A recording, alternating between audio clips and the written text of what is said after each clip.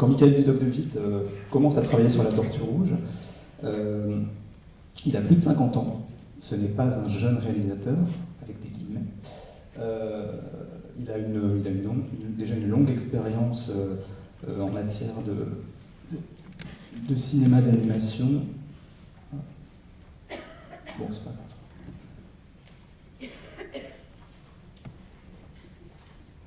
Help.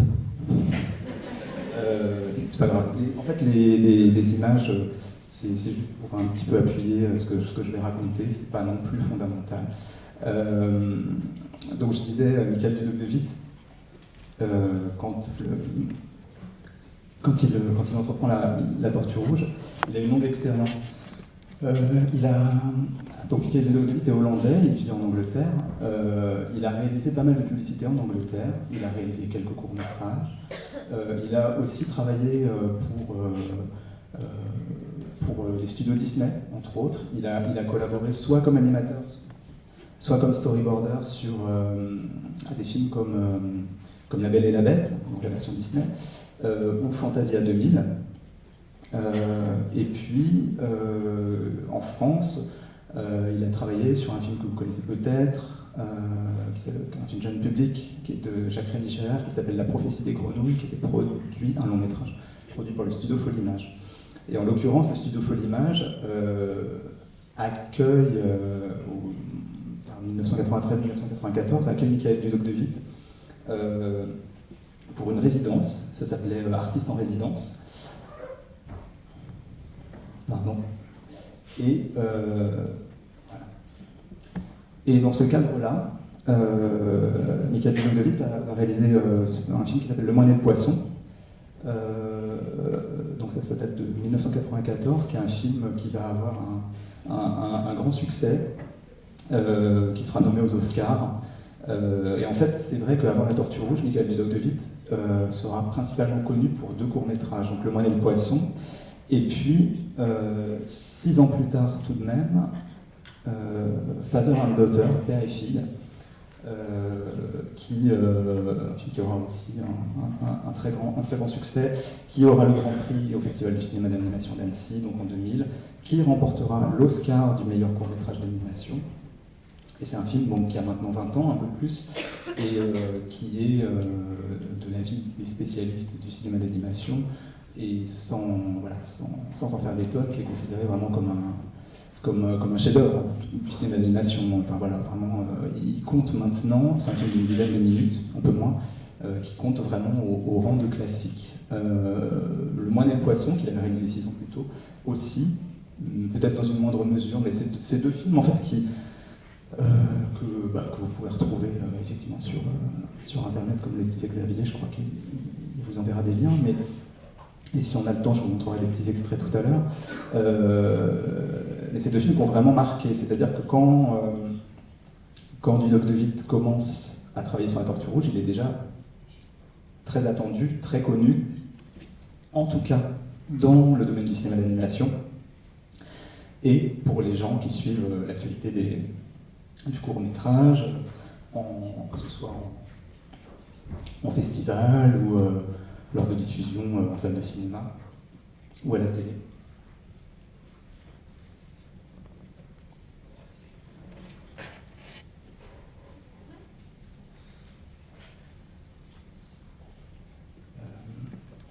En fait, j'ai du mal à m'occuper de ça et à parler en même temps, excusez-moi. Donc, sur Le Moine et le Poisson et sur Father and Daughter, il y a des choses déjà qu'on retrouvera dans La Tortue Rouge. Vraiment un trait qui est très épuré, assez simple, un goût pour des compositions de cadres en oblique, en diagonale. Dans les deux films, il n'y a pas de dialogue. Il y a un jeu très important sur l'inscription des personnages dans le décor. Et puis aussi une technique qu'on retrouvera partiellement dans La Tortue Rouge, où avec du travail au fusain, notamment sur les décors. Alors, dans La Tortue Rouge, c'est pas tout à fait ça, parce que les décors sont d'abord travaillés au fusain, et ensuite retravaillés de façon numérique. Donc voilà, je parlais ça c'est le moyen des poissons toujours, le travail sur les ombres, l'inscription des personnages dans le décor. Voilà, donc c'est assez, à l'image, c'est assez parlant aussi sur phase d'auteur. Donc ça, c'est des choses que vous avez pu voir dans La Tortue Rouge, comme ça, une manière aussi de marquer des moments de la journée, avec la lumière, avec les variations de lumière, avec les ombres plus ou moins étendues, etc. Donc ça, ce sont des choses qui d'emblée apparaissent dans le cinéma de Michael Dudok de Witt, et puis de manière tout aussi significative, Le Monnaie de Poisson, pour aller vite, c'est un affrontement, c'est un petit moine qui essaie d'attraper un poisson qui lui échappe. C'est un film très ludique, très léger, assez alerte. Il n'y a pas la dimension grave qu'il peut y avoir dans La Tortue Rouge, dans ce moment d'affrontement un petit peu entre le naufragé et la tortue. Là, dans Le Monnaie de Poisson, c'est plus amusant, on va dire.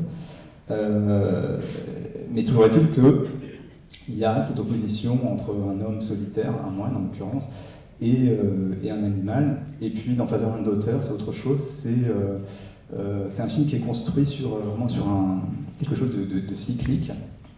Donc un petit peu comme dans la Tortue Rouge, il y a une sorte de conception cyclique du temps, voilà, quelque chose qui ne serait pas forcément linéaire, puisque dans le film, on suit à différentes périodes de sa vie une jeune femme, une petite fille, une jeune femme, une femme, puis une vieille femme, toujours au même endroit, toujours le même trajet à vélo,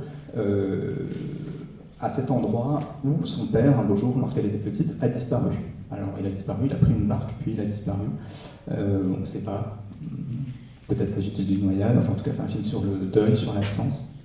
Et le film se termine sur ce personnage de vieille femme. On voit que sa silhouette, toujours. Qui retrouve en gros les bras de son père, qui redevient petite. Enfin bon, voilà, il y a comme ça une sorte de boucle, comme on le retrouvera un petit peu dans La Tortue Rouge, et notamment dans son dénouement. Et puis, je le disais, vraiment le primat du décor sur le personnage. C'est vraiment, Dudok de Witt expliquait à quel point il construit ses films d'abord en fonction des décors. Une petite citation: les moments où je suis le plus dans mon élément, c'est avec les décors. C'est comme si je cherchais d'abord l'univers physique dans lequel va se dérouler l'histoire. Par exemple, sur La Tortue Rouge, il passera 10 jours de repérage sur une île des Seychelles, où il va prendre des milliers de photos pour justement noter les variations de lumière, les matières, des choses comme ça. Donc c'est fort du succès de ces deux courts-métrages que intervient dans l'histoire Isao Takahata. Isao Takahata, qui est là, qui est donc le réalisateur notamment du Tombeau des Lucioles, et qui est le cofondateur du studio Ghibli, studio japonais Ghibli, en 1985 avec Hayao Miyazaki. Takahata, en fait,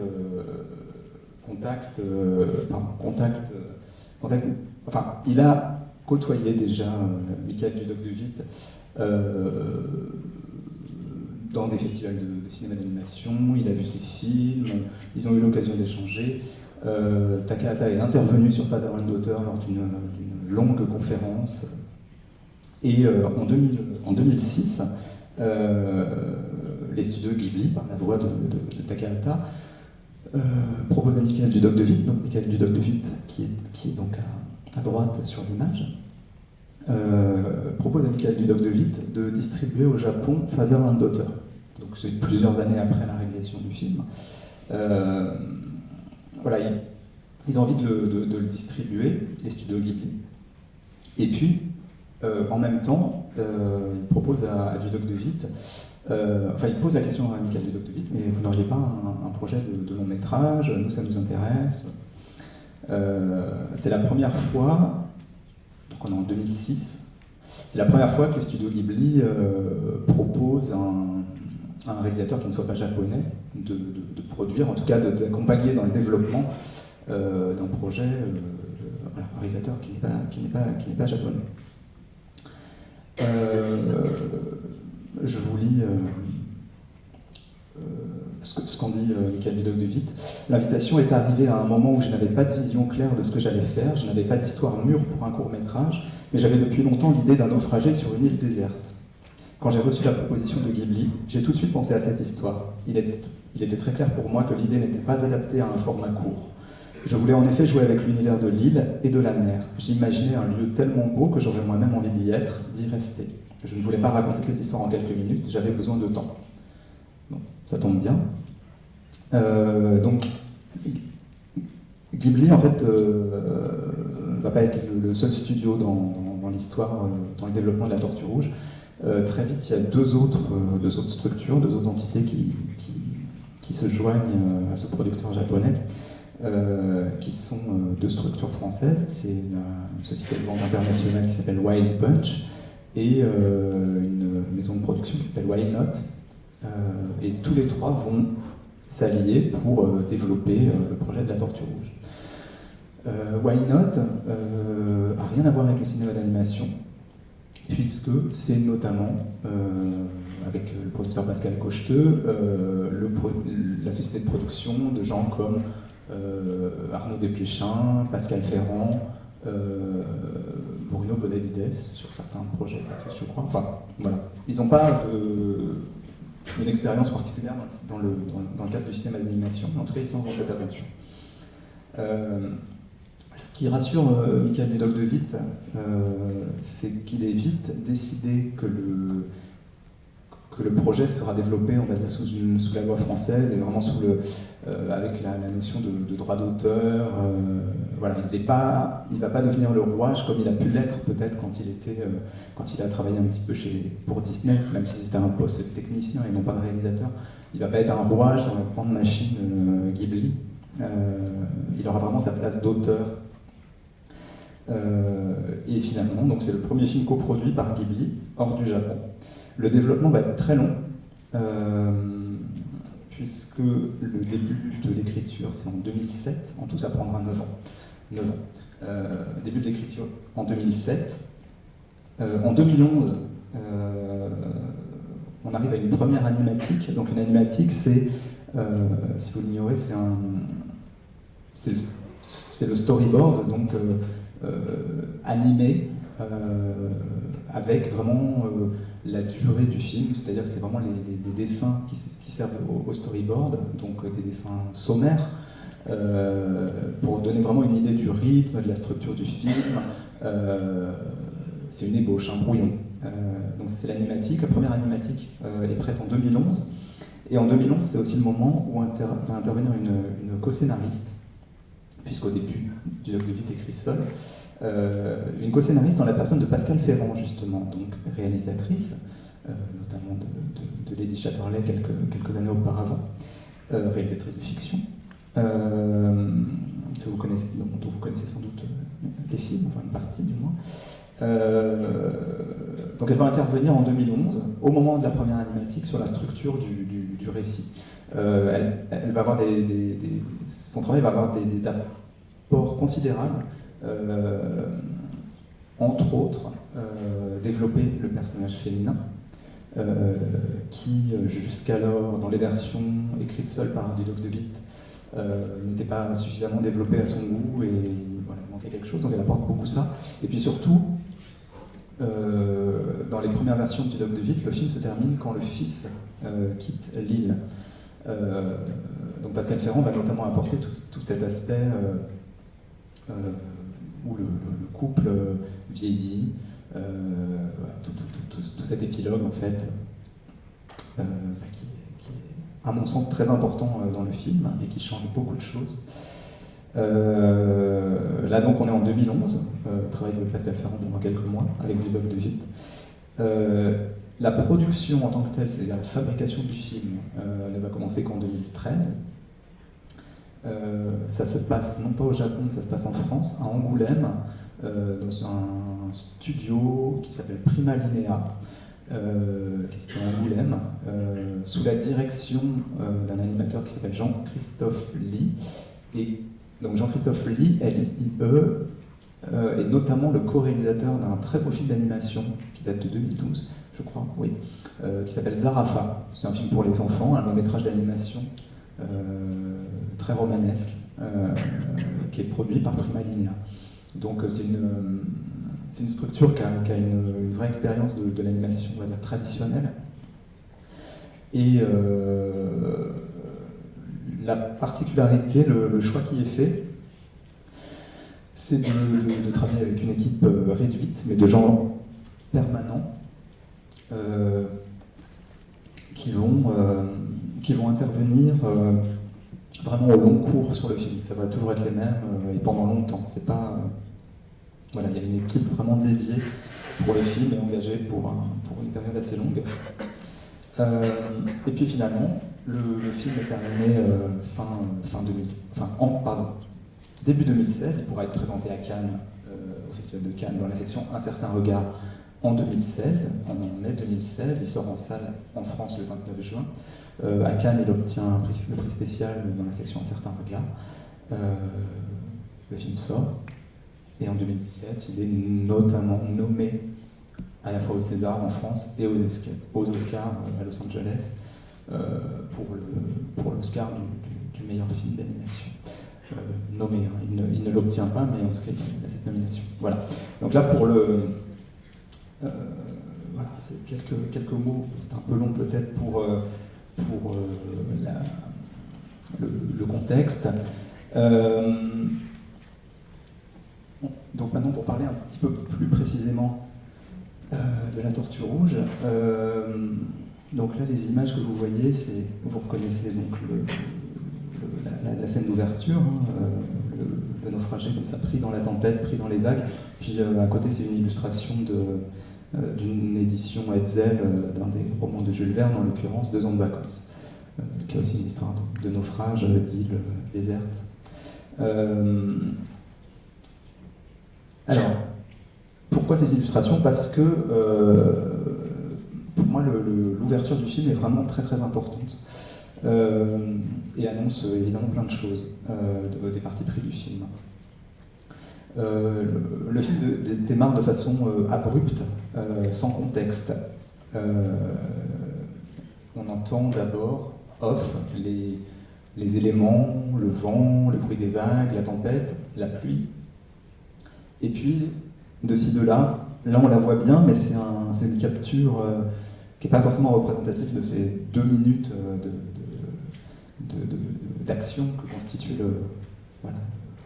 le naufrage. Enfin, on arrive, le naufrage a déjà eu lieu, quoi. Le personnage est pris dans l'eau, on le voit très mal, on le voit très peu, contrairement à cette capture, comme je disais. C'est une tête qui émerge de l'eau, on voit surtout les vagues, la mer déchaînée, etc. Et donc, comme je le disais, il y a vraiment ce côté, le décor, la nature, les éléments qui, à la limite, viennent avant dans le cinéma de Vidocq de Witt.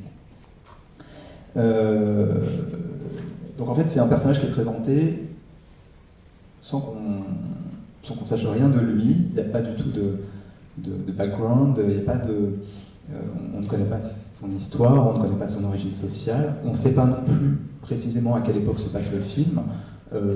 Sans doute quelques éléments nous disent que c'est dans le passé, évidemment.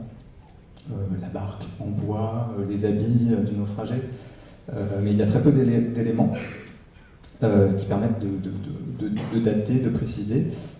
Donc il y a vraiment un caractère atemporel du récit.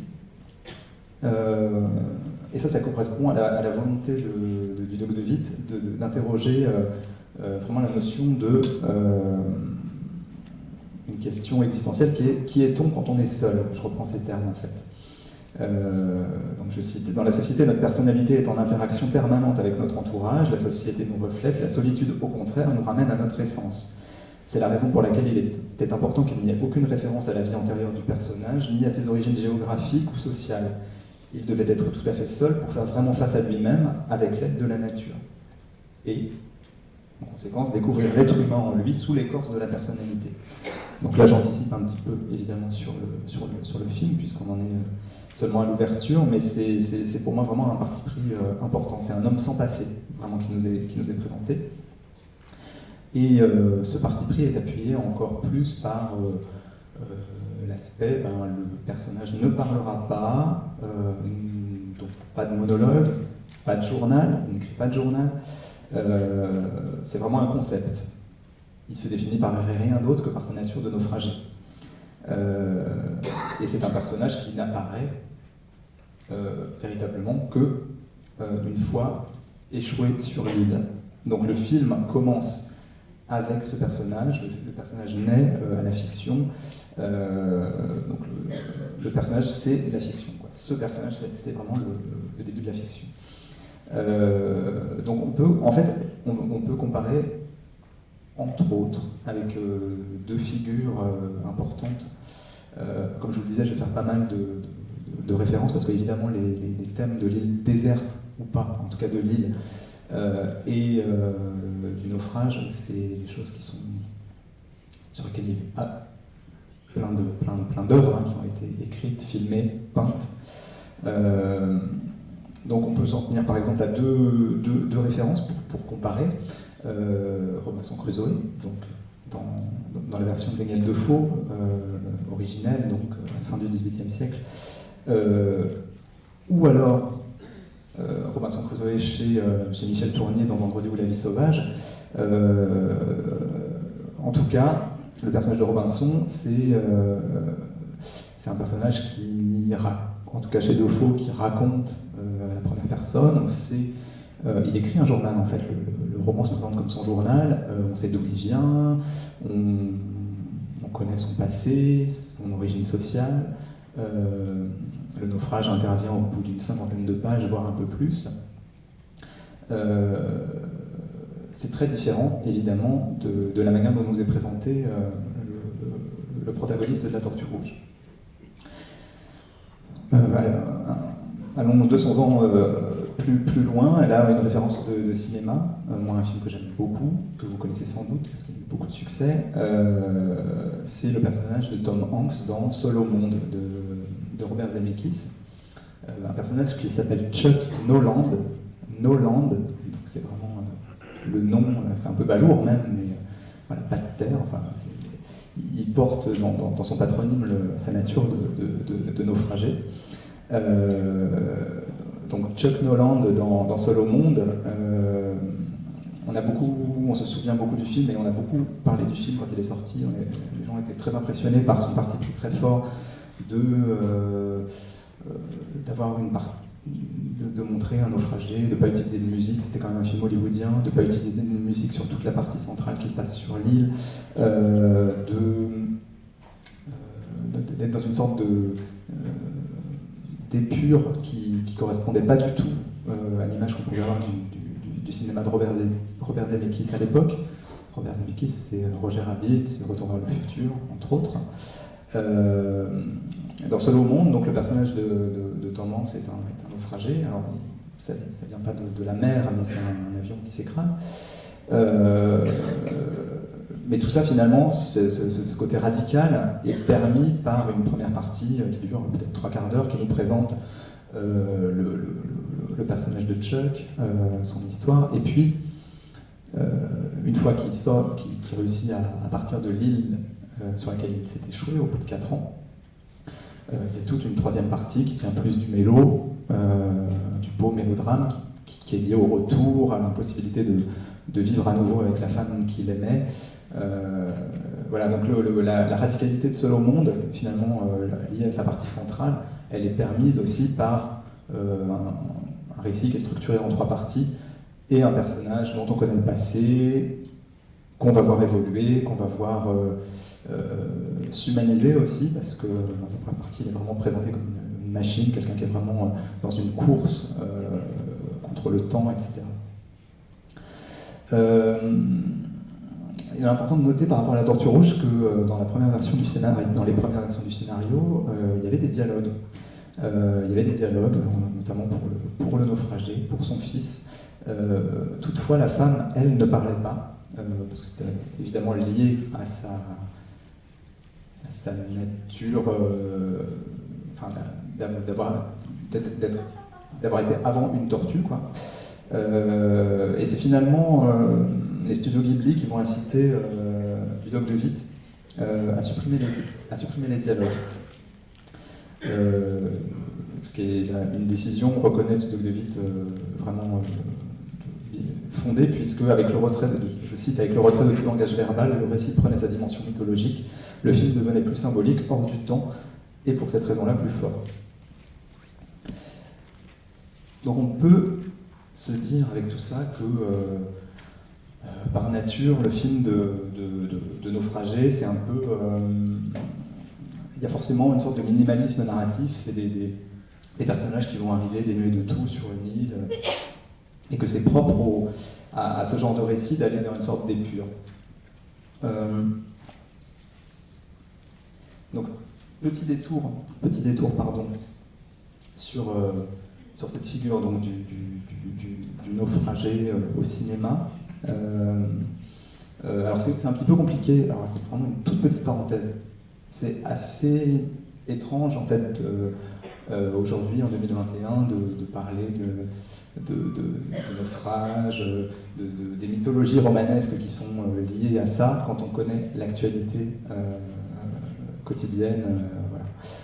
Donc là, évidemment, quand je parle de naufrage, d'îles désertes, etc., évidemment c'est dans l'acception romanesque, tout cet héritage, comme je le disais, littéraire, pictural et cinématographique, mais évidemment on ne peut pas s'empêcher de penser à l'actualité tragique voilà, qui est la nôtre. Je referme la parenthèse. Donc la figure du naufragé au cinéma et en littérature, et le motif de l'île déserte. Donc là, je vais juste faire quelques petits parallèles. En matière de littérature, par exemple, l'écrivain Jacques Meunier a dénombré près de 2000 Robinsonades. Donc c'est dire que c'est un thème évidemment qui a été maintes fois exploré. Je ne parle là que de littérature. Et même récemment, cet été par exemple, au Musée de la vie romantique à Paris, dans le 9e, il y avait une exposition donc, picturale qui était sur le thème des tempêtes et des naufrages. Donc voilà, on voit à quel point évidemment c'est un thème qui travaille les artistes dans différentes disciplines. Donc j'imagine que c'est vraiment quelque chose sur lequel on peut travailler avec des élèves comme ça, toutes les références picturales notamment. Et puis évidemment quand on parle de naufrages, d'îles sur lesquelles on échoue, on peut peut-être remonter, alors je ne sais pas si c'est l'origine de toutes ces histoires, mais au-delà, bien au-delà de Robinson, de la figure de Robinson Crusoe, il y a Ulysse, qui à plusieurs reprises chez Homère fait naufrage, est pris entre Charybde et Scylla, ou va se retrouver sur l'île de Polyphème, va se retrouver sur l'île de Circé, qui va le retenir pendant 1 an, etc. Donc ce thème comme ça du naufragé, ça convoque évidemment notamment la mythologie. Donc la figure du naufragé, vraiment une petite typologie rapide, mais vraiment qui est partielle. Il y a sans doute d'autres choses. Donc il y a les voyages qui tournent mal. On a parlé de Robinson Crusoe ou de Vendredi ou la vie sauvage. Je citais 2 ans de vacances tout à l'heure de Jules Verne. Il y a évidemment Sa Majesté des Mouches de William Golding qui sera adapté au début des années 60 par Peter Brook au cinéma. Second Monde de Zemeckis, on en parlait. Et puis pour changer d'image, par exemple, un film comme L'Étalon noir de Carole Ballard, film plutôt pour les enfants, de la fin des années 70, qui était produit par Francis Coppola, dont la première partie, évidemment, effectivement, il y a un naufrage d'un bateau et un petit garçon qui se retrouve avec un cheval échoué sur une île déserte. Donc, les voyages qui tournent mal, il y a les histoires de pirates en quête de trésors, avec le motif de l'île aussi, qui va être l'île au trésor. Donc là, on peut penser à Robert Louis Stevenson, que ce soit L'île au trésor ou Enlevé, parmi ses œuvres les plus connues. On pourra penser aussi à un troisième point qui est les naufragés volontaires. Donc là, on est loin de la Tortue Rouge ou de Seul au monde, vraiment la notion de naufragé volontaire, c'est-à-dire ils ne sont pas naufragés finalement, mais d'aller sur une île plus ou moins déserte s'apparente à une expérience. Donc là, je pense notamment à un film de Jacques Rosier du milieu des années 70, un film avec Pierre Richard qui s'appelle Les naufragés de l'île de la Tortue. Donc vous voyez l'affiche très 70s à droite. Je parlais d'Ulysse, donc ça c'est Ulysse, la version avec Kirk Douglas. Donc dans Les naufragés de l'île de la Tortue, si vous ne l'avez pas vu par exemple, c'est un homme qui est joué par Pierre Richard qui a l'idée de créer une agence de voyage très particulière puisque les gens qui participeront à ces voyages vont vivre comme Robinson et évidemment les choses ne vont pas se dérouler comme prévu, ça va être beaucoup plus compliqué que prévu, ça va tourner mal.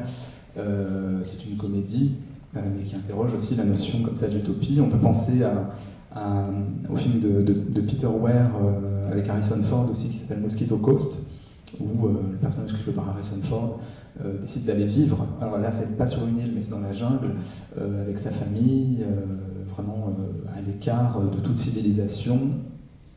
Voilà, c'est souvent des films qui interrogent aussi cette notion de survie. Et sur cette question de survie, justement, ça me permet de faire un lien. Alors là, c'est peut-être aussi des choses qui parleront plus aux adolescents.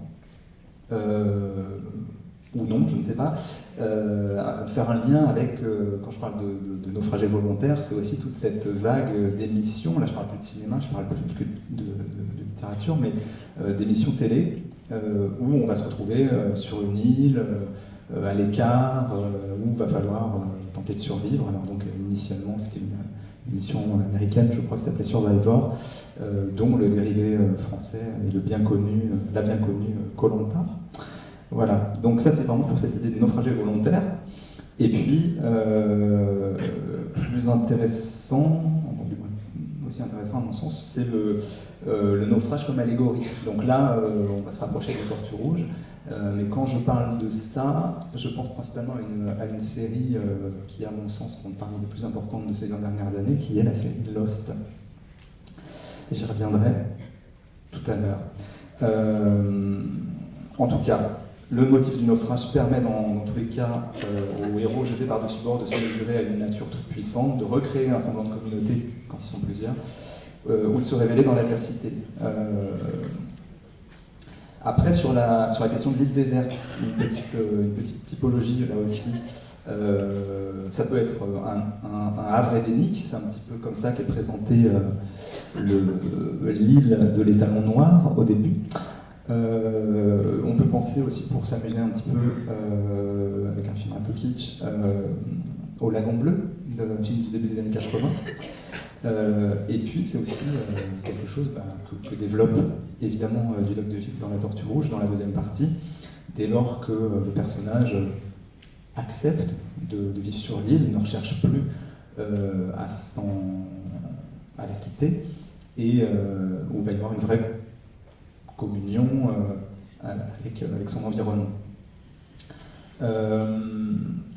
L'île, en fait, sur le motif de l'île, il y a tellement de choses. Là, je me cantonne au cinéma d'aventure, au récit d'aventure. Donc, l'île, c'est évidemment aussi un endroit dangereux, un endroit où peut-être existent des créatures anciennes, où se perpétuent aussi parfois des traditions barbares. Donc, là, dans ce cas-là, on peut penser à King Kong, Skull Island, donc l'île dans laquelle on découvre Kong, et puis dans une variation plus récente, Jurassic Park, Jurassic World, ces séries-là. Voilà, dans tous les cas, c'est une île, ce sont des îles dans lesquelles voilà, il y a quelque chose d'archaïque qu'on va découvrir. C'est des îles dangereuses aussi, c'est celle des chasses du Gonzarov, c'est l'île du docteur Moreau. Et puis, comme je le disais, c'est sur une île que Ulysse et ses compagnons vont se retrouver confrontés au Cyclope et un certain nombre de dangers. L'île, ça peut être aussi une cachette, un endroit où on se met en retrait du monde, que ça tourne bien ou mal. Je parlais donc des naufragés de l'île de la Tortue de Jacques Rosier. Mais je pense aussi à l'île mystérieuse chez Jules Verne, où va se cacher le capitaine Nemo dans l'île mystérieuse. Et puis, le dernier point, c'est l'île prison. Alors, littéralement, puisqu'on sait que certaines prisons, Bagne, c'était des îles. On peut penser à Papillon, le film de Franklin G. Schaffner avec Steve McQueen et Dustin Hoffman, c'est sur une île de Guyane, ou à Alcatraz, et si on parle de cinéma, Les Vallées d'Alcatraz de Dan Siegel avec Clint Eastwood. L'île prison, c'est aussi la prison mentale, et là, voilà, c'est plein de petites pistes, hein. Après vous attrapez ce que vous voulez. La prison mentale, c'est Shutter Island, par exemple, le film de Martin Scorsese, qui est adapté d'un livre formidable de Denis Leary. Et puis la dernière, moi, que j'aime bien, c'est ça. Je ne sais pas si vous connaissez, c'est là encore une série qui est Le Prisonnier, une série de la fin des années 60, de Patrick McGowan, série britannique. Moi j'y ai beaucoup pensé en fait. Alors après, encore une fois, c'est des points de vue subjectifs qui sont vraiment liés à ce qu'on aime, à ce qui nous a nourris, et forcément on fait des liens. Les liens que vous avez faits ou que vous ferez ne sont pas forcément les mêmes que moi. Mais Le Prisonnier, moi j'y ai beaucoup pensé lors des 2-3 moments dans La Tortue Rouge où le naufragé s'affronte à la tortue. Enfin, on la voit pas tout de suite, la tortue. Il essaie de partir, puis il y a une force comme ça qui l'empêche de quitter l'île. Et c'est quelque chose, évidemment, que l'on retrouve dans Le Prisonnier. Cette impossibilité de quitter le village dans lequel numéro 6 est retenu prisonnier, à chaque fois avec cette étrange boule blanche qui, c'est pas une tortue, mais voilà, qui l'empêche de partir. Et il y a comme ça un truc répétitif d'un épisode à l'autre, qui pour moi faisait écho dans ces moments où le naufragé, à 2 ou 3 reprises, essaye de quitter l'île et est empêché par la tortue. On découvrira plus tard que c'est la tortue qui l'empêche. Donc il y a ce paradoxe propre à l'île d'être à la fois un lieu complètement ouvert sur le large et aussi un lieu vraiment clos. C'est quelque chose qu'on voit dès les premières minutes de La Tortue Rouge, quand peu après le naufrage, toutes ces 5 minutes à peu près où le naufragé va explorer l'île, chaque côté. Voilà, il y a ce côté, l'île est ouverte sur le large, mais c'est aussi une prison. Sur le motif de l'île, comme ça, je vous renvoie sur Internet, si vous voulez développer, parce que là j'avais vraiment parlé que de cinéma d'aventure, de littérature d'aventure, à un sujet de l'émission Blow Up, qui est sur le site d'Arte, une émission vraiment de réflexion sur le cinéma, avec beaucoup de montage, beaucoup de parallèles, où il y a un sujet sur l'île au cinéma. Vous tapez Blow Up, Arte, l'île au cinéma, c'est quelque chose que vous retrouverez aisément sur YouTube. Alors, ça c'est une scène qui... c'est 2 plans, pardon, c'est pas une scène, ce sont 2 plans qui s'enchaînent à peu près à 11-12 minutes du début du film. Un fondu enchaîné, comme vous le voyez. Et pour moi, ça figure un autre point qui est important, qui est à quel point le naufragé fait corps avec l'île. À quel point, à mesure que le récit se déroule, Dudok de Witt nous suggère que le naufragé, on va dire, cet homme, et l'île ne font qu'un. Je m'explique. C'est vrai que je disais au début à quel point le film commence, le personnage apparaît seulement au moment où pose le pied sur l'île. C'est le moment où on va le voir pour la première fois en pied, enfin vraiment voir à quoi il ressemble, alors qu'avant on le voyait juste des petits bouts tourneboulés par les vagues, etc. Donc du Duc de Witt, il prend vraiment le motif du naufragé à la racine, ça on l'a dit. Il enlève les péripéties propres à de nombreuses Robinsonades, c'est-à-dire qu'il n'y a pas d'animaux dangereux, il n'y a pas de cannibales, il n'y a pas de conflit entre survivants, pour cause il n'y a pas d'autres survivants. Mais en tout cas, tous ces motifs qu'on retrouve en littérature, au cinéma, comme conséquence d'un naufrage, c'est des choses dont la Tortue Rouge ne va pas s'encombrer. Et puis un truc très important encore, s'il s'agit de comparer avec Robinson Crusoe, parce que c'est quand même le récit fondateur, c'est à quel point le protagoniste du Duc de Witt arrive démuni sur l'île. Il n'a rien, si ce n'est ses habits. Robinson, c'était très différent. L'épave du bateau n'était pas loin, il pouvait y aller, il récupérait de la poudre, il récupérait de la nourriture, il récupérait des vivres, des habits. C'était finalement assez confortable par rapport au naufragé de la Tortue Rouge. Pour le personnage de la Tortue Rouge, tout ce qu'il va avoir provient de l'île, que ce soit ses outils, qui viennent de bambou, de lianes, que ce soit sa nourriture, des fruits, des poissons, des mollusques. Voilà, il ne bénéficie pas de choses qui viennent de l'épave du bateau. En ça, il se rapproche de la destinée des personnages de l'île mystérieuse de Jules Verne. Je vous lis juste un petit extrait parce que c'est assez parlant. Donc Jules Verne. Il n'avait rien sauf les habits qu'il portait au moment de la catastrophe. Les héros imaginaires de Defoe ou de Wyss, c'est l'auteur du Robinson suisse, ne furent jamais dans un dénuement aussi absolu. Où ils tiraient des ressources abondantes de leur navire échoué, soit en graines, en bestiaux, en outils, en munitions, ou bien quelque épave arrivée à la côte qui leur permettait de survenir aux premiers besoins de la vie. Ils ne se trouvaient pas tout d'abord absolument désarmés en face de la nature, mais ici, pas un instrument quelconque, pas un ustensile, de rien, il leur faudrait arriver à tout. Voilà. Donc, je trouvais que cet extrait était assez parlant par rapport au naufragé de la Tortue Rouge. Donc après, si on veut filer la métaphore, on peut parler de ce naufrage comme une seconde naissance, la mer qui serait peut-être le liquide amniotique, et l'arrivée sur l'île qui est vraiment une remise à zéro, un commencement ou un recommencement.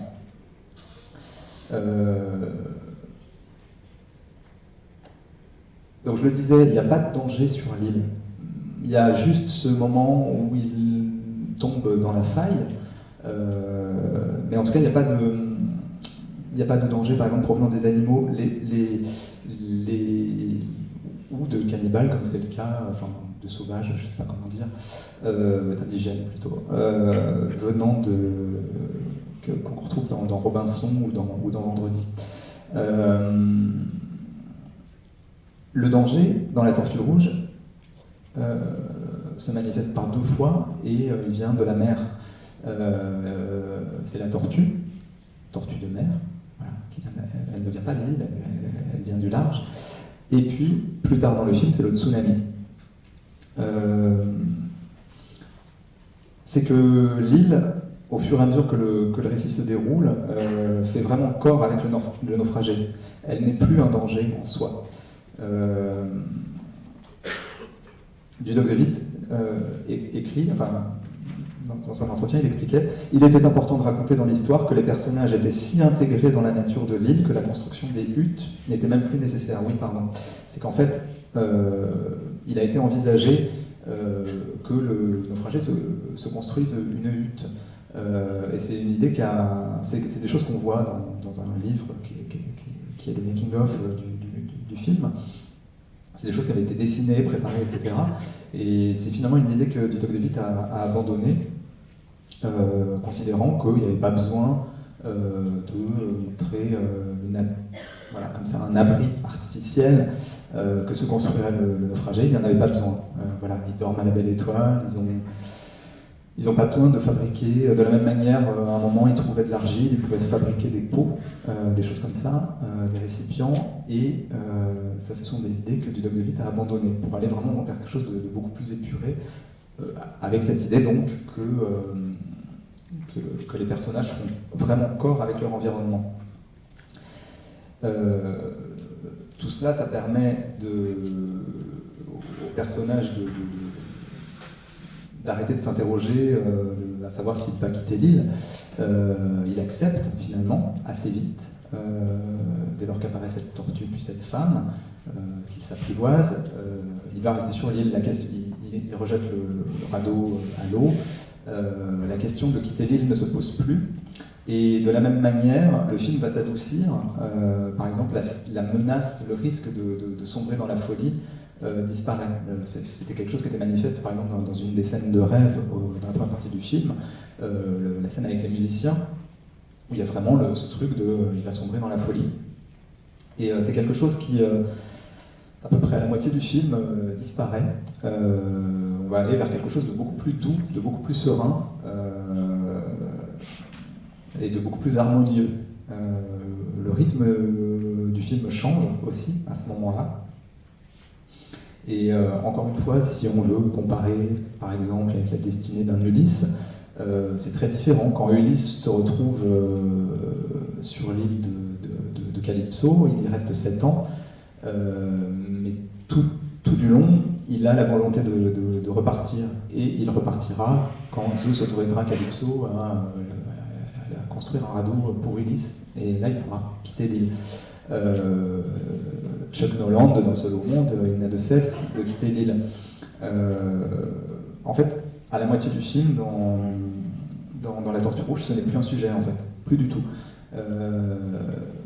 La petite nuance, c'est que ça le sera à nouveau pour un autre personnage, en l'occurrence le fils, qui va prendre le relais sur cette volonté de partir. Alors peut-être que ça figure un peu l'inconscient du protagoniste principal, mais en tout cas, lui, ce personnage appartient à l'île, est devenu l'île, et il y a vraiment, comme ça, de mon point de vue en tout cas, une unicité entre ce naufragé et l'île sur laquelle il a accosté. Je voulais juste un petit extrait de Robinson Crusoe, donc la version de Daniel Defoe. Je considérais alors le monde comme une terre lointaine où je n'avais rien à souhaiter, rien à désirer, d'où je n'avais rien à attendre, en un mot avec laquelle je n'avais rien et vraisemblablement ne devais plus rien avoir à faire. Donc voilà, cette image, comme je vous le disais, elle apparaît à 11 minutes du film, donc dès le début, mais pour moi déjà, tout est dedans en fait, dans ces deux images, dans cette succession de deux images. On voit à quel point les deux font corps. Donc ce qui est important, vraiment, c'est qu'à la moitié du temps, le film change de nature. On n'est plus dans un récit d'aventure qui tiendrait du survival, du film de survie.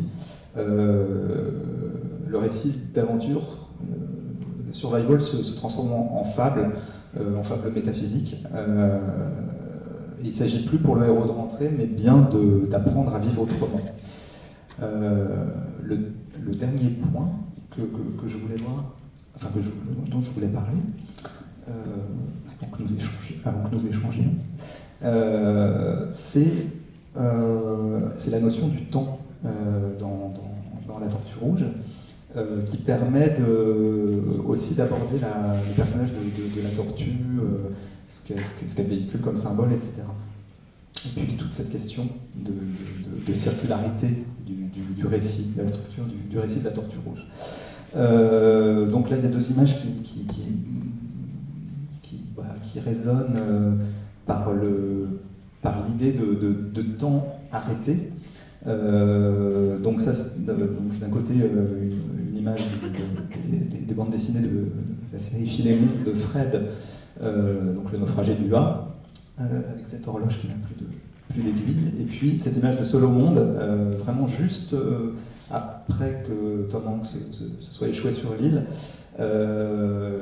qui a pour un de ses premiers gestes, c'est de prendre cette montre qui lui a été offerte avant son voyage en avion fatal par sa femme, et qui ne marche plus. Donc il y a vraiment cette idée de temps à l'arrêt dès lors qu'on arrive sur une île, dans les récits comme ça de naufragés. Avant de revenir à cette notion du temps, je voulais juste parler un tout petit peu de la métamorphose de la tortue en femme, et pointer aussi quelque chose qui est pour moi assez singulier dans le film, qui est le fait que cette métamorphose se passe en un plan, en fait, dans un raccord entre deux plans. C'est pas une métamorphose progressive, c'est pas une hybridation, c'est pas un mélange de femme et de tortue, il y a une tortue, puis dans le plan suivant, il y a une femme. Tout ce qui rattache ensuite la femme à ce qu'elle était avant, semble-t-il, c'est le rouge de ses cheveux, et puis c'est cette carapace sous laquelle elle est au début, avant de reprendre connaissance. Mais en tout cas, il y a vraiment comme ça, d'un plan à l'autre, un passage littéral d'un état à un autre. Donc c'est même pas une métamorphose avec un changement d'état comme ça progressif ou un mélange, comme on en a souvent dans le cinéma fantastique. Je sais pas, dans les films de loup-garou par exemple, le loup-garou de Londres de John Landis, où la métamorphose est très progressive, la mouche évidemment de David Cronenberg. Là c'est vraiment en un plan, et ça, c'est ça dont je parlais au début, qui peut parfois arrêter parce que c'est un parti pris qui est très fort en termes de narration. Bon, il faut accepter d'y croire, il faut accepter ça, comme il faudra accepter à la fin du film qu'il y a cette réversibilité et que la femme, dès lors que le naufragé s'éteint, redevienne tortue. À la limite, l'hybridation, dans cette notion de métamorphose, elle concernera plus le fils dans la dernière partie, puisque lui, on sent bien, par son agilité dans l'eau, sa capacité à respirer sous l'eau, etc., le fait qu'il parte avec des tortues vertes, si je me souviens bien, on sent bien que lui hérite de cet état animal. Pour revenir au temps, comme je le disais, Father and Daughter était un petit peu, le court-métrage de Dudok était un petit peu construit sur un principe similaire de temps comme ça, cyclique. Donc Dudok travaille vraiment sur ces notions de temporalité en confrontant temps linéaire, celui auquel on est habitué en tout cas en termes de récit, et temps cyclique. Je vous lis juste quelques propos qu'il tenait justement dans la revue Bling Blanc dont nous parlions tout à l'heure. J'aimerais suggérer que nous utilisons ces deux notions de temps quand nous écrivons des histoires, le temps linéaire et le temps circulaire. Le temps linéaire implique le passé, le présent et le futur, et dans l'art de la narration, ils peuvent être dans l'ordre qui nous plaît, avec la compréhension de base que le temps va irréversiblement de l'avant.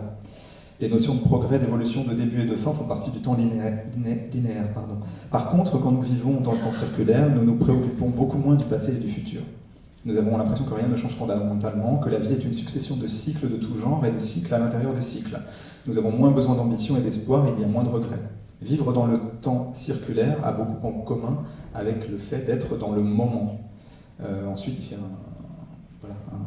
un parallèle avec le fait que l'humanité a longtemps vécu comme ça dans une notion de temps circulaire, et que c'est dès lors qu'on a commencé à consigner le passé, etc., par l'écrit, qu'on était plus dans une notion de temps linéaire. Les temporalités dans les récits d'îles désertes sont souvent malmenées. Il faut rappeler par exemple que Robinson le découvre vendredi, chez Daniel Defoe en tout cas. Il faut distinguer les versions de Michel Tournier et les versions de Daniel Defoe de cette histoire. Sur plusieurs points, notamment sur leur progressisme. dans le roman de Daniel Defoe, Robinson ne découvre Vendredi qu'au bout de 20 ans. Il arrive à avoir une mesure du temps, et Robinson Crusoe restera 27 ans sur l'île. C'est seulement au bout de 20 ans qu'il rencontre Vendredi, dont il va faire plus ou moins son esclave, hein, c'est quand même un petit peu ça dans la version de Daniel Defoe. La tortue, la rencontre se fait beaucoup plus tôt, par exemple dans La Tortue Rouge, enfin en tout cas par rapport au temps de la narration, en tout cas au temps du film, c'est au bout d'une trentaine de minutes. Et puis il y a vraiment cette idée que la tortue, dans La Tortue Rouge, est là avant le naufragé, qu'elle lui survit. Il y a l'opposition entre la tortue qui serait vraiment un être comme ça,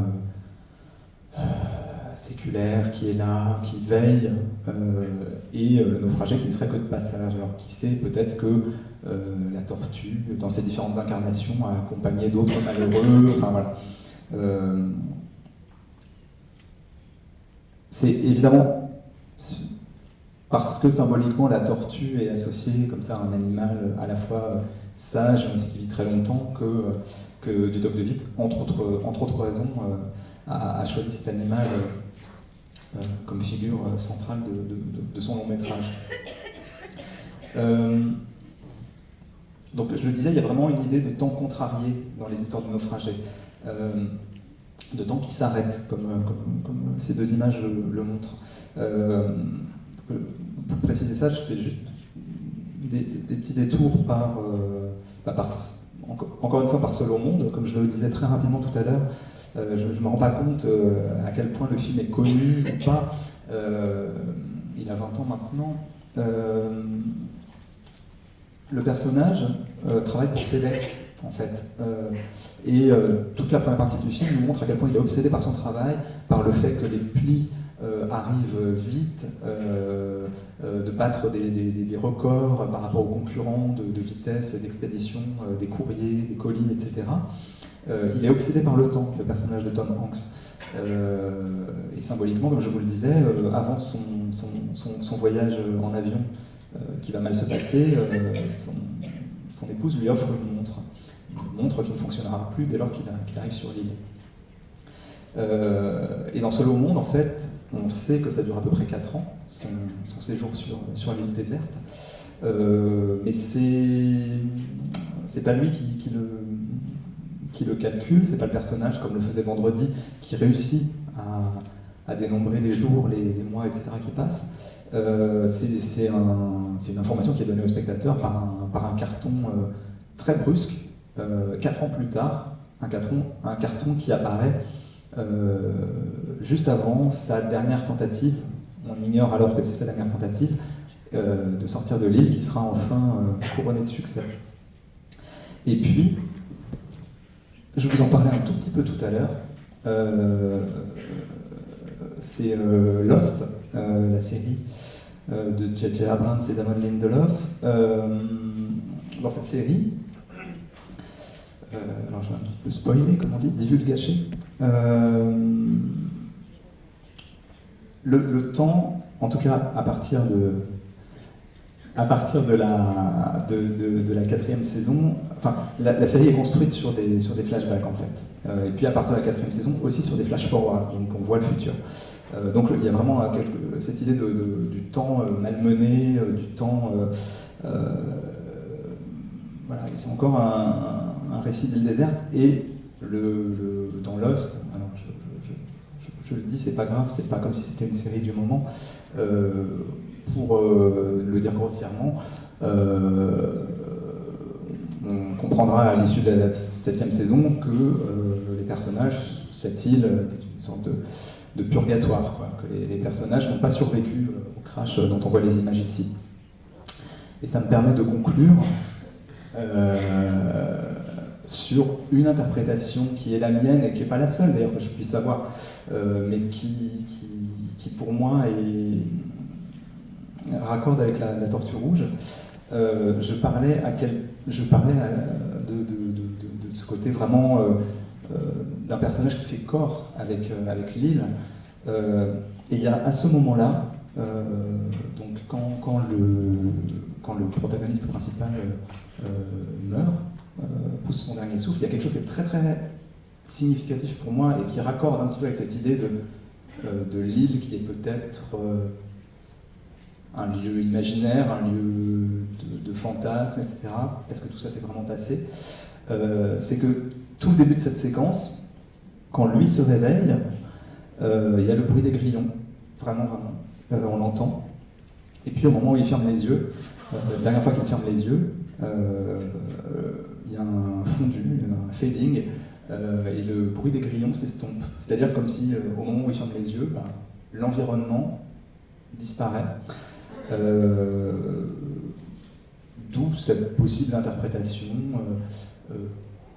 Ce personnage n'aurait-il pas péri en mer, peut-être, ou alors peut-être a-t-il vécu de longues années sur cette île, seul, et que cette tortue, cette femme, cet enfant ne sont que des projections.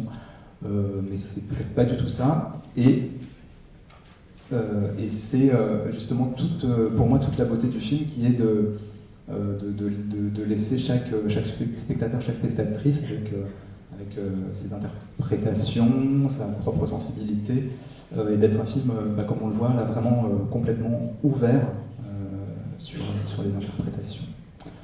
Voilà, en quelques mots, ce que je pouvais vous dire.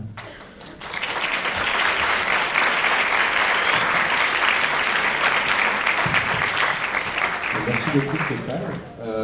On a peut-être quand même 5 minutes si vous voulez une réaction, une question. Voilà, n'hésitez pas à faire passer un micro si vous avez envie de réagir. Merci beaucoup. Je crois que c'était nécessaire. Vous allez voir, il y a plein d'autres ressources sur le site. Mais j'ai l'impression que tu as fait un éventail qui permet d'aborder le film de plein de manières différentes. Oui, une réaction.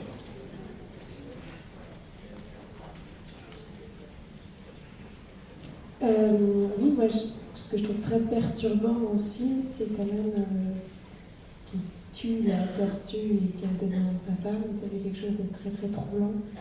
Donc voilà. Oui, alors après, j'ai pas de. Là pour le coup, j'ai pas d'interprétation par rapport à ça, mais comme je le disais, c'est vrai que j'ai tendance à considérer cette tortue comme une figure symbolique.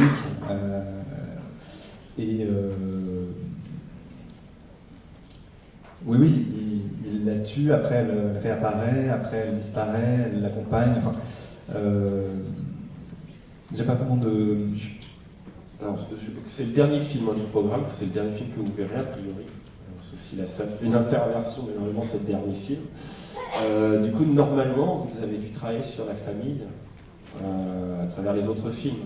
Donc, bon, après, en effet, comme disait Stéphane, c'est un film qui est sujet à plein d'interprétations. Donc, je suis complètement d'accord avec toi que c'est troublant, perturbant, et que, à mon avis, il faut le traiter, il faut trouver une manière de traiter cette question de figure féminine, figure masculine, des rapports de force.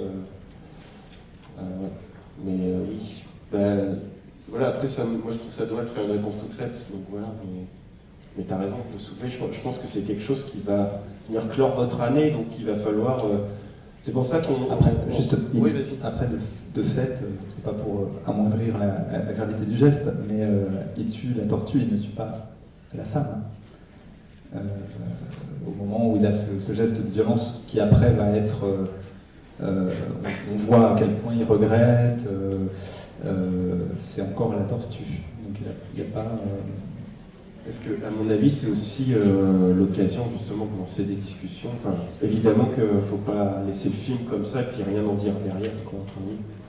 Donc il faudra ouvrir les débats. Et vraiment, alors moi je tiens, oui, je vais te donner la parole. Je tiens à insister là-dessus, c'est pour ça qu'on tient absolument à avoir 3 jours de formation avant les vacances de la Toussaint, même si c'est compliqué pour tout le monde, je vous remercie d'être là. C'est pour que vous puissiez voir tous les films et réfléchir justement à une progression sur l'année, quoi. Comment vous avez tissé tout ça sur l'année, et donc quand vous arrivez sur ce film, vous avez quand même abordé avec Le ciel est à vous les rapports justement d'équilibre dans le couple, Voilà, sur Alamar aussi, on avait cette question des femmes absentes. Donc, à mon avis, il faut pas faire l'impasse. Il ne faut pas laisser tout ça dans le non-dit, il faut vraiment l'aborder.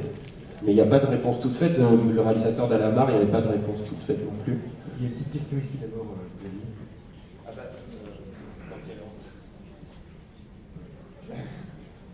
Je ne sais pas, enfin, pour la question sur le fait qu'il tue la tortue, peut-être la tortue représente ce qui l'empêche de quitter l'île au départ, donc c'est peut-être ça qu'il tue avant d'accepter de rester sur l'île, et là où il va fonder sa vie, et donc l'image de la famille, etc. Enfin, moi c'est comme ça que j'interpréterais, me semble, parce que pour les élèves ça va vraiment poser un problème, et il me semble que cette interprétation, me semble-t-il, sera peut-être moins violente pour eux. Après, je pense que... Moi, c'est comme ça que je l'interpréterais, en fait. Moi aussi, j'ai tendance à considérer le moment... C'est vrai que... Là, c'est vrai qu'on anticipe, parce qu'on sait que la tortue va devenir une femme. Mais c'est vrai qu'à ce moment-là du film, le personnage est mu évidemment par la colère, par le fait d'avoir à 3 reprises été empêché de quitter l'île. En fait, la tortue, à ce moment-là, est un ennemi et est une figure presque monstrueuse qui le retient prisonnier. Donc, je trouve qu'à ce moment du film, pour moi, c'est pas si problématique dans le sens où ça renvoie à tant de figures animales, ennemies, dans des contes, dans des fables, dans le cinéma fantastique.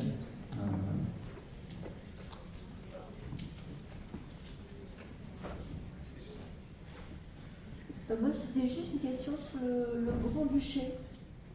En fait, ça m'a laissé perplexe parce que justement, il n'y a pas de lutte, on n'est pas du tout dans une espèce de reconstitution de vie comme ailleurs. Et donc, d'un seul coup, ce feu, je sais pas, c'était un question. J'ai presque l'impression que c'était presque pour le plaisir de l'image, de la couleur, d'avoir d'un seul coup ce flamboiement de rouge qui viennent faire encore une autre forme de nouvelle naissance. Mais sur le plan narration, d'un seul coup, il y a presque un truc qui... Je disais, il y a un problème dans le script. Ah ouais. Alors, pour moi, par rapport au récit, c'est quand même lié au tsunami et au désordre qu'il crée, puisque c'est juste après.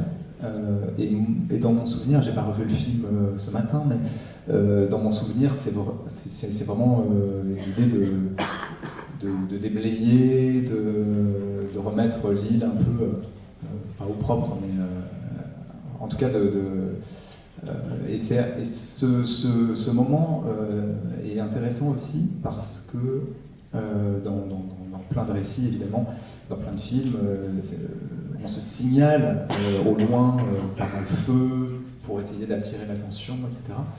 Et ça revient à ce que je disais tout à l'heure, c'est que ce n'est plus un sujet à un moment donné dans le film. Il ne s'agit plus d'être sauvé, d'attirer l'attention d'un bateau qui passerait au loin. Et peut-être après aussi qu'il y a vraiment aussi une volonté de la belle image et aussi, hein, c'est pas... Pour le coup, il faudrait poser la question au réalisateur. Mais moi, en tout cas, par rapport à la logique du récit, ça ne m'a pas choqué parce que pour moi, cette séquence est liée vraiment à toute cette scène de destruction qui a précédé, en fait.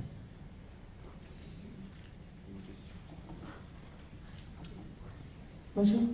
Je voudrais connaître votre avis sur la signification de la bouteille qui apparaît et qui paraît que le feu, ça m'a semblé une excuse pour faire un jeu sonore, surtout au début avec le bouchon qui disparaît ensuite. Voilà. Alors, merci de me poser cette question parce que ça me permet de donner une petite anecdote. Alors, la bouteille, en fait, alors pourquoi elle apparaît je vais vous dire mon point de vue après, mais cette bouteille, le design de la bouteille, en fait, que trouve l'enfant dans le sable, Michael Dudok de Witt, il le raconte dans le making-of du film, il ne savait pas trop comment la dessiner, il y avait plusieurs projets, etc. Et finalement, il a dessiné la bouteille telle qu'elle est dessinée dans Le Trésor d'Arkham le Rouge, donc une des aventures de Tintin, de Hergé. C'est une des bouteilles qu'on trouve dans une des scènes dans le passé du Trésor d'Arkham le Rouge.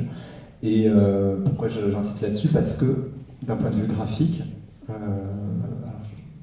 je suppose qu'il y a des professeurs d'art plastique dans la salle, mais d'un point de vue graphique, la Tortue Rouge est très influencée par la ligne claire de l'école de bande dessinée franco-belge, même si il y a vraiment des différences. Donc il y a en fait un petit clin d'œil à Hergé à travers cet objet, très précisément. Après, pourquoi et comment l'objet arrive, on ne sait pas, mais moi, c'est quelque chose qui me fascine parce que justement, la présence de cet objet dans le sable ouvre à plein d'interprétations. Avec cette idée qu'il y a peut-être eu d'autres naufragés, il y a peut-être, on ne sait pas, et c'est ce qui me plaît. Et en fait, je trouve que le film, il faut accepter aussi il y a plein de choses qu'on ne sache pas. Et moi, le plan tout le film me bouleverse, mais peut-être un des plans qui me bouleverse le plus, c'est ce moment où la famille, donc les deux parents et l'enfant, dessinent sur le sable. Et je crois que c'est l'homme qui dessine notamment. On voit des gens, on voit un éléphant. Il dessine. Donc on voit le monde, c'est le monde tel qu'on le connaît nous, et qui n'existe pas sur cette île. Et tout d'un coup, c'est une toute petite ouverture sur justement ce que le film ne raconte pas du tout, le passé de cet homme, d'où ils viennent, etc. Et juste comme ça, par un petit détail de ce qu'ils sont en train de dessiner, puis ensuite, évidemment, la femme, elle, à ce moment-là, dessine une tortue, et puis c'est un dessin sur le sable qui va évidemment être effacé par les vagues, et pour moi, c'est tout le dernier plan du film, quoi. C'est la tortue qui quitte la plage, qui s'enfonce dans la mer, et toute la trace, tout ce qu'on a vu est voué comme ça à disparaître, avec ce mouvement évidemment des vagues, du ressac, le va-et-vient, etc. Donc après, pourquoi de la bouteille, je ne sais pas, mais c'est un des éléments tangibles qui, je trouve, ouvre le film vers nos imaginaires. Il y avait une autre réaction, question, prise de parole. Bonjour, moi c'est toujours en réaction par rapport à ce qui a été dit de frapper de tuer la tortue. Mais mon interprétation personnelle, c'est qu'en fait cet homme il meurt sur lui. Il meurt lorsqu'on voit avec les insectes qui lui passent par-dessus, etc. Et en fait, cette tortue, elle apparaît parce qu'elle est une sorte de passagère pour accepter justement cette mort. C'est pour ça qu'elle s'en va une fois qu'il a vécu la vie qu'il n'aurait pas pu vivre puisqu'il était naufragé. Elle s'en va une fois qu'il est décédé puisque la mission entre guillemets est accomplie. Donc en fait la première fois qu'il la rencontre, réellement il est dans la violence puisqu'il est dans le rejet de cette mort-là. Et du coup après ça évolue.